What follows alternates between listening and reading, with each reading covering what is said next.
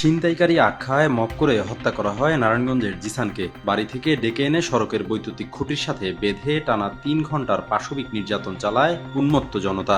সন্তান হারিয়ে এখন শোকের মাতম বইছে পুরো পরিবার জুড়ে। পরিবারের অভিযোগ, ছিনতাই নয় বরং মাদক বিক্রি করতে রাজি না হয় প্রাণ দিতে হয়েছে জিসানকে। আর আমার কিচ্ছু না, সরকারের কাছে এটাই আমার আবেদন। আমি ফাঁসি চাই, খুনির ফাঁসি চাই, আমি খুনির ফাঁসি চাই, আমার ছেলের খুনির ফাঁসি চাই। স্থানীয় স্বেচ্ছাসেবী সংগঠন আল ফালাহর সদস্যরা অভিযোগ তোলে, স্থানীয় জিসান ও অনেক এই দুইজন মিলে এক ব্যক্তির মুঠোফোন ছিনতাই করে নিয়ে আসে। জনগণ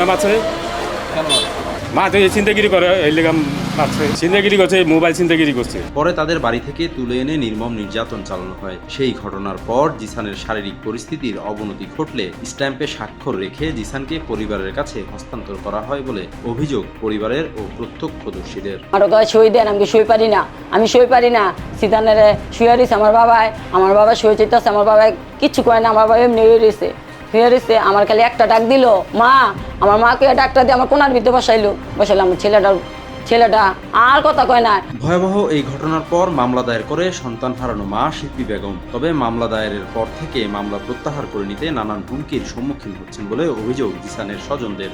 এখানে মামলা হয়েছে, হওয়ার পরে ওরা মনে করেন কইতেছে যে মামলা যদি না উঠায় তাহলে আমাকে বাড়ি ঘরে হামলা দিয়ে ভাঙচুর করব, আর যারে পাইব তারে মারে ফেলাইব। আমার ছেলেরে কইছিল মাদক ব্যবসা জিলানি পোলা জুম্মান কইছে মাদক ব্যবসা কইছে। আমার ছেলে কইছে না, আমি এই ধরনের ভিত্তে যাবো না, তারপর জোর জুবিস্ত করছে। এই সূত্রে আমার ছেলের ওরা মেরা লেছে।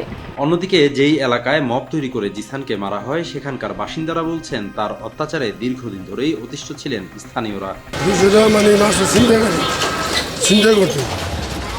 চিন্তা করতো এলাকা মিলে অনেক জ্বালাচ্ছে, ওই জন্য এদিকে আইন প্রয়োগকারী সংস্থা বলছে আইন হাতে তুলে নেওয়ার অধিকার কারণেই ঘটনায় অভিযুক্তদের শনাক্ত করেছেন তারা। আইন তো নিজে হাতে কেউ তুলে নিতে পারবে না, এখানে আইন শৃঙ্খলা বাহিনী আছে এবং আইন প্রয়োগকারী সংস্থা রয়েছে, তাদের দায়িত্ব হচ্ছে আইনের যথাযথ প্রয়োগ করা। তো ঘটনার একদিন পরে জিসানের মা শিল্পী বেগম প্রতিবেদনটা মামলা দায়ের করে। সেখানে 6 জনের নামে এজাহার নামে 6 জনকে আসামি করে এবং নামা 14 থেকে 15 জনকে তারা দোষী সাব্যস্ত করে। তো আমাদের তদন্তকারী কর্মকর্তা মামলার ঘটনার যে সিসিটিভি ফুটেজ এবং কিছু ভিডিও ফুটেজ পাওয়া গেছে, আমরা বিভিন্নভাবে কালেকশন করেছি। এই ঘটনার সাথে যারা জড়িত তাদেরকে আমরা শনাক্ত করতে সক্ষম হয়েছি। অপরাধী হলেও প্রত্যেকের নাগরিক বিচার পাওয়ার অধিকার আছে, তবে চলমান মব সহিংসতার কারণে সেই অধিকার যেমন ক্ষুণ্ণ হচ্ছে, তেমনি বিচার নিশ্চিত হওয়ার আগেই প্রাণ ঝরছে জিসানের মতো অনেকের।